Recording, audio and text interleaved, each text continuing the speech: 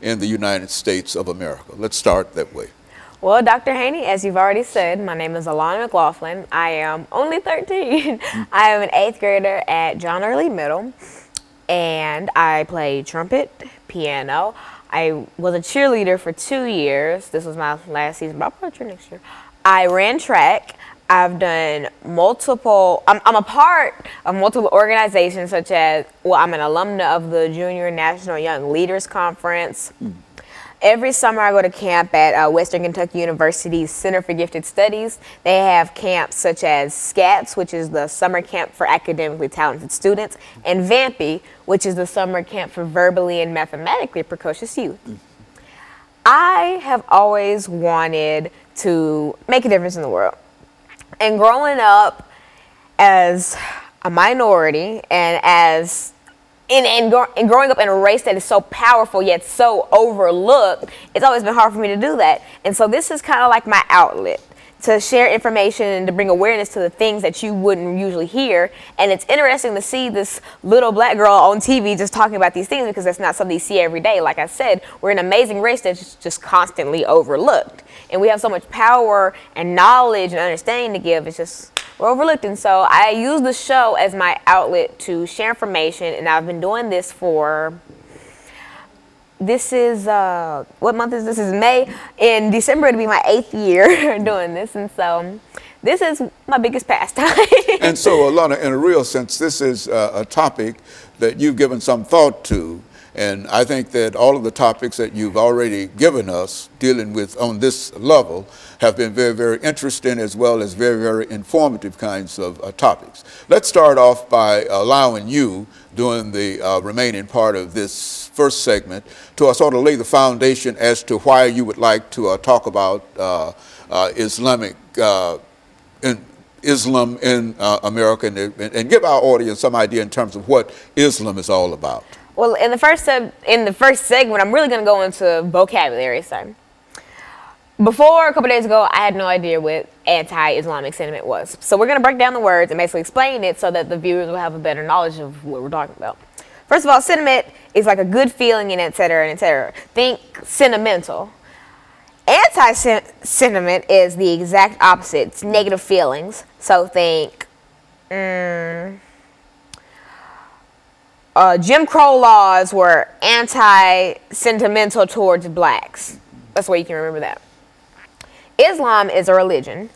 People always confuse Muslims. Okay, Islam is the religion and Muslims follow that. Just think Christians follow Christianity. It is a very, very common misconception that A, Muslims are race, that B, Islam is the people that follow Muslims. It's the complete opposite. Islam is a monotheistic and Abrahamic religion that is based on the verbatim word of God, which they know as the Quran. The Quran is the equivalent of the Bible in Christianity. I'm making inferences like this because, you know, a lot of people in America are Christian, so that's like just something they can understand about. The Quran is basically their holy word, and the main purpose of the world for Islam is to follow God and to obey God. And so that's a little overview of Islam and Muslims, the people who follow Islam. And so viewers will have a better understanding of what we're talking about in the next 2 subjects, where we talk about anti-Islamic sentiment and how that affects the new generations.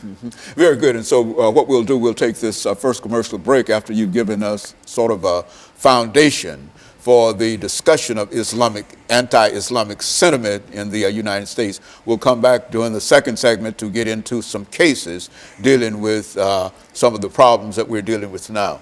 And we'll be back with our audience following this very, very short commercial break.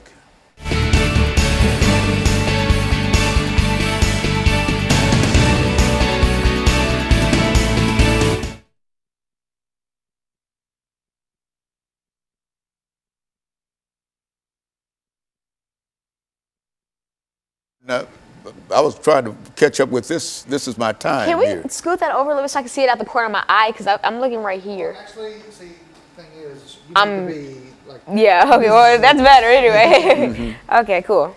Thank you. Okay, and so Lana, the second segment we're going to talk about, we're talking about anti-Islamic sentiment in the United States. That'll be the introduction, and then we're talking to you, and then we're going to give you an opportunity to talk about what? I mean, how you want to introduce this topic. Is that what you want to do? Yeah, I'm going to do a recap of the first subject, like the vocabulary and stuff, and just get into what it is. Okay, very good. And this whole segment is going to be what it is, and the third segment will be how it affects my generation and social media and stuff like that. It's 8 minutes of what it is. This is what you think you can talk about it for 8 minutes? Yeah, I can talk about what it is for 8 minutes. Yeah, well, I can talk about what it is for 10 minutes. I can talk about what it is for just talk about it for 8 minutes, okay? That'll be appropriate. I Okay, like those reviews that you give too, in order to bring the audience in.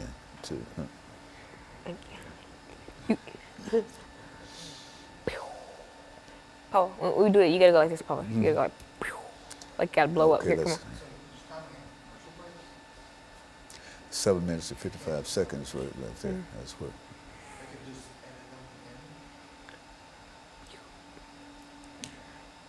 30 seconds out.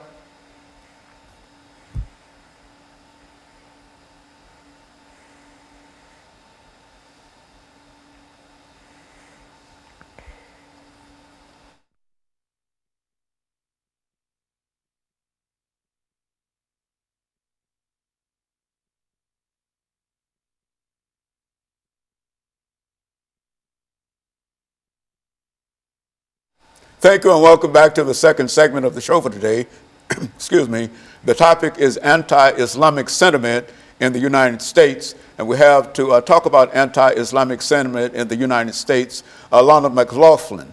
Now, Alana, you've given me some information in reference to your background, your education, and you've touched, excuse me, upon some aspects of Islamic sentiment. But let's pick up at this point and talk about Islamic sentiment in the United States. Well, if you're just tuning in, my name is Alana McLaughlin, and I gave a little background about me. Also, in the first segment, I talked about vocabulary and key terms that you're going to need to know the definitions of to be able to fully take away everything from the show today. I talked about, basically the whole thing of the show is talking about and analyzing, kind of picking apart the anti-Semitic feeling, Islamic. of Islam, I'm sorry. So basically I talk about anti-sentiment, and so just think the word sentiment is like good feelings and etc. Think sentimental, and then think of anti-sentiment as the complete opposite, and then anti-sentimental feelings toward Islam or the religion. And I talked about Islam, which is a monotheistic religion. It goes by the Quran, which is the equivalent of the Bible in Christianity. It's their holy word, and they believe it is the verbatim word by God. And so I talked about what Islam is, and I talked about a few common misconceptions, the most popular being that Muslim is a religion and that Islamic people are the people that follow Muslims, which is totally wrong. Muslims are the people that follow Islam. They're the equivalent, like this is Christians and this is Christianity, and they follow that. And so I talked about those misconceptions, but now I'm going to talk about the anti-sentimental feelings toward Muslims in the United States. Now, I think that you've probably encountered some anti-sentimental feelings, but you've probably just not seen that they were anti-sentimental. Like, for instance, on social media, I always see jokes of people making fun of Muslims for, say, how they dress or the Quran or something, just making wisecracks about that. And people laugh or repost it and they encourage it, but they don't really see how how painful that would be to see on your timeline. And so I just think that anti-sentimental feelings, they really, say the political election of 2016, Donald Trump, for instance, he's widely known for wanting to create a wall to keep out immigrants and et cetera, and he's also voiced so many other opinions that I don't want to get into because that's a show in itself. And so, also, there are so many stereotypes that come from anti-sentimental feelings toward Islamic people, and some aren't even stereotypes. Like, for instance, I was flying to Washington, D.C. by myself. Or no, I was flying from DC to Nashville, and there was a man behind me, and I think that he was a Muslim. Well, he had a Quran in his hand, and we were in line trying to go through TSA. And so I went through and got my stuff, and I sat waiting for the rest of the group that I was with to get ready to board a plane. And they were just giving him the hardest time trying to go through security, and they were just doing unnecessary things that were just. Like, they made him open up his Quran, and they had to, like, flip through it and, like, put it through the machine. Like, that's extra. I was carrying bags and stuff, and they didn't do half as much stuff to me as they did to him. And I'm just sitting here thinking, like, wow, this is the country we live in. And other people were just looking, and I saw a couple teenagers just laughing. I'm like, are you kidding me? This is actually happening.